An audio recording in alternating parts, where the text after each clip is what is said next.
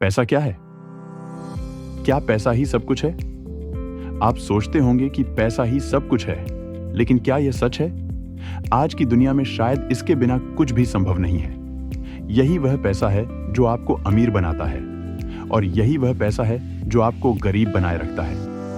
यही आपका अतीत था, यही आपका आज है, और शायद यही आपका भविष्य भी है। लेकिन इसका भविष्य क्या है? क्या आप जानते हैं? शायद नहीं। इस वीडियो के अंत तक आपको पता चलेगा कि पैसे का भविष्य क्या हो सकता है। 7 नवंबर 2016 की रात 11 बजे जब आप सो रहे थे और अगली सुबह जब आपने अपना फोन उठाया तो एक नोटिफिकेशन ने आपको चौंका दिया। देश की सबसे बड़ी खबर थी, आज से 1000 और 500 रुपए के नोट बंद हो गए हैं। आज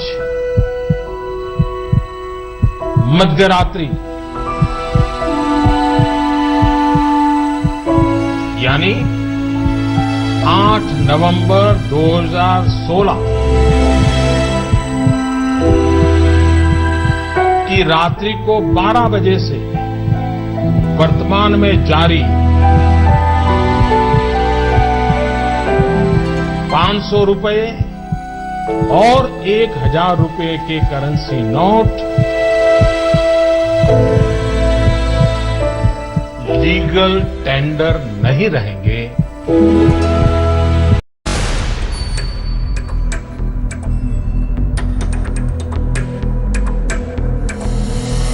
जो राज चल रहा है, इमरजेंसी में भी कोई नहीं हुआ है। जो अपनी खून पसीने की कमाई 5 दिन के अंदर बैंकों में जमा कराई थी, उन्होंने अरबपतियों को बांटनी भी चालू कर दी। अभी तो 50 दिन पूरे भी नहीं हुए। ये दुनिया का सबसे बड़ा इम्प्रॉम्प्टू फाइनेंशियल एक्सपेरिमेंट है। इस इलाके की अगर बात करें तो तमाम जो लेबर क्लास है वो यहाँ काम करती है, और लोग सुबह से ही लाइनों में आगे खड़े जाते हैं। लोगों से बात करते हैं कि इतनी ठंड में भी लोग यहाँ खड़े हैं। ये बताइए कि ठंड बढ़ गई है, बावजूद इसका को लाइनों में खड़ा होना पड़ रहा है।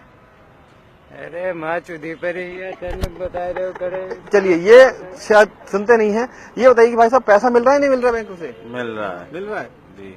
और सुबह से आप लाइनों में खड़े हो गए इधर आके? हाँ जी।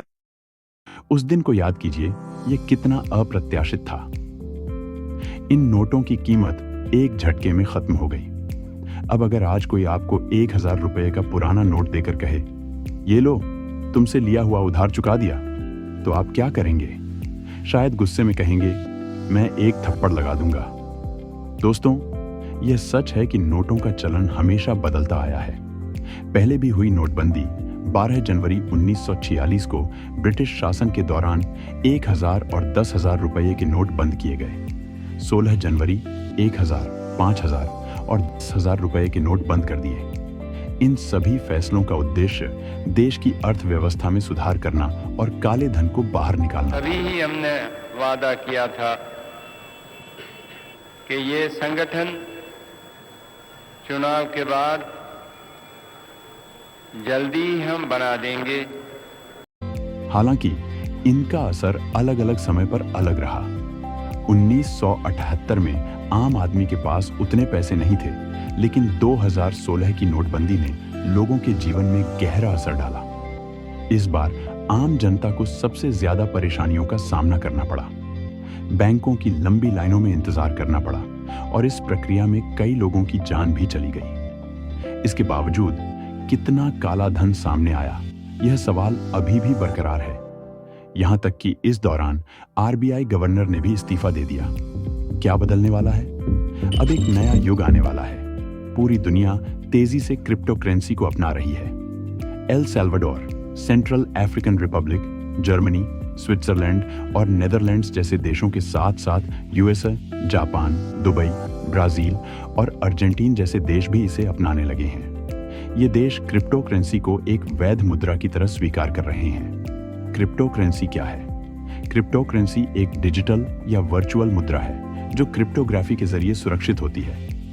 यह किसी सिक्के या नोट की तरह भौतिक रूप में नहीं होती, बल्कि पूरी तरह से डिजिटल होती है, और इसका अस्तित्व केवल इंटरनेट पर होता है। इसका उपयोग लेन देन, निवेश और भुगतान के लिए किया जा सकता है। इसका सबसे प्रमुख उदाहरण बिटकॉइन है, लेकिन इसके अलावा इथेरियम, रिपल, XRP, लाइटकॉइन और डोजकॉइन जैसी कई और क्रिप्टो करेंसी भी हैं। क्रिप्टो करेंसी किसी सेंट्रल अथॉरिटी जैसे बैंक या सरकार के नियंत्रण में नहीं होती।